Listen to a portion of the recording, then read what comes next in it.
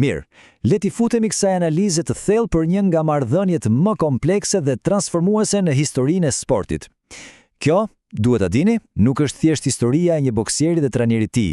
As pak. Kjo është historia se si një nga kampionët më të egër të historisë nuk u stërvit thjesht, por u ndërtua, u programua dhe u farkëtua psikologjikisht. E gjitha filloi me një parashikim të vetëm, pothuajse të paimagjinueshëm në atë kohë, që do të ndryshonte gjithçka. Këto ishin fjalët e para që Chus D'Amato, një trajner legjendar por tashmë izoluar, i tha kolegut të tij, dhe nuk po fliste për ndonjë talent të sprovuar, jo, po fliste për një adoleshent problematik 13 vjeçar, të sapo ardhur nga një qendër riedukimi. Vetëm 6 minuta, kaq i mjaftuan Chusit për të parë jo atë që djali ishte, por gjithçka që ai mund të bëjë. Dhe kjo deklaratë e guximshme vuri në lëvizje një nga eksperimentet më intensive të inxhinierisë psikologjike në historinë e sportit. Për ta kuptuar vërtet përmasën e projektit të D'Amatos, është absolutisht thelbësore të shohim piknisjen. Nuk mjafton të themi se Mike Tyson ishte thjesht një djalë i vështirë. Duhet të zbresim thellë, të kuptojmë se çfarë ishte ai në të vërtetë dhe pastaj ta krahasojmë me vizionin e pabesueshëm pothuajse mistik që kës kishte për të ardhmen e tij. Ky ishte, le të themi, plani i tij madhështor. Ky kontrast është tronditës. Në njërin anë, kemi materialin e papërpunuar, një fëmijë që kishte kaluar jetën nëpër qendra para burgimi, i etiketuar si i pakorrigjueshëm.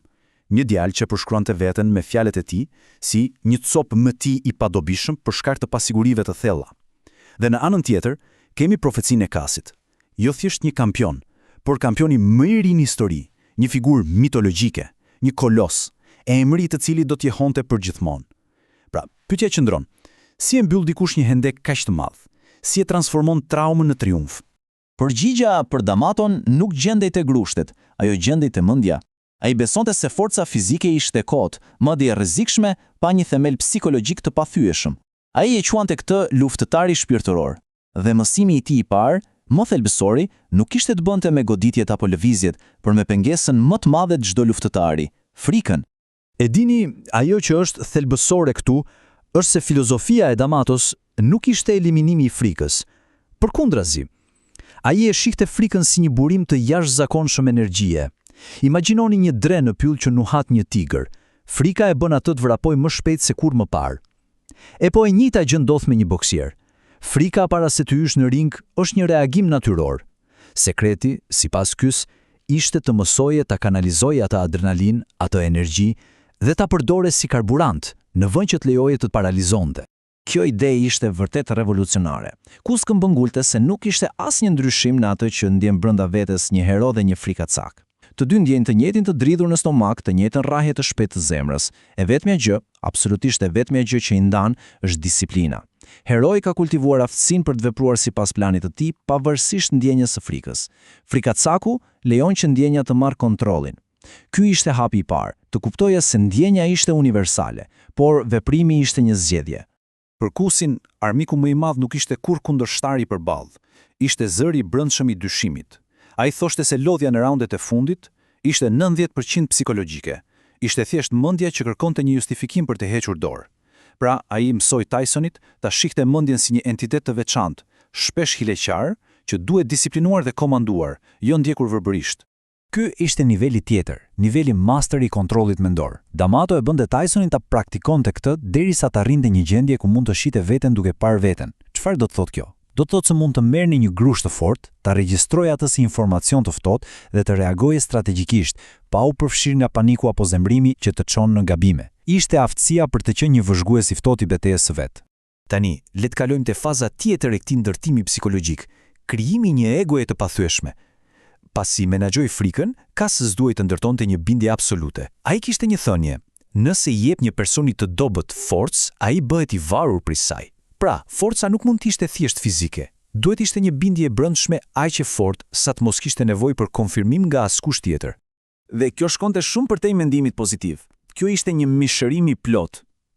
Tyson u mësua të mendonte, të fliste, të ecte dhe të vepronte si kampion bote që në moshën 14 vjeçare.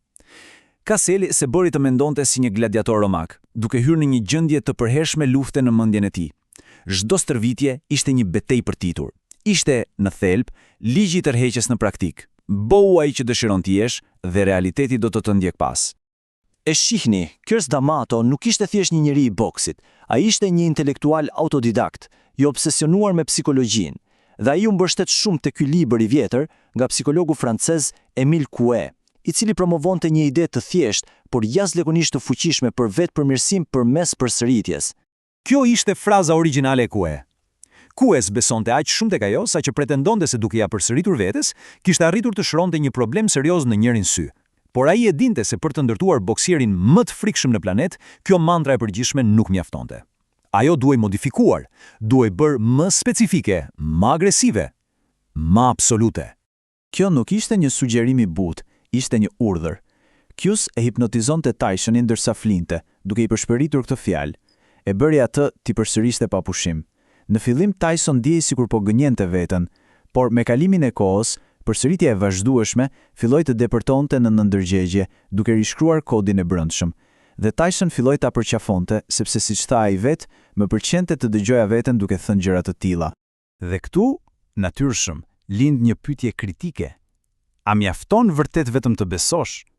A mundet dikush të arrijë majën e botës vetëm me fuqinë e mendimit, pa pasur prova konkrete për ta mbështetur atë? A nuk është ky në fund të fundit thjesht një iluzion? Dhe ja ku është çelësi gjithçkaje. Ka se dinte shumë mirë se besimi pa veprim ishte i pavlerë. Afirmimet ishin vetëm softuari, por hardware-i, besimi i vërtet, duhej të farkëtohej përmes provave të vazhdueshme. Besimi duhej të fitohej çdo ditë në palestër.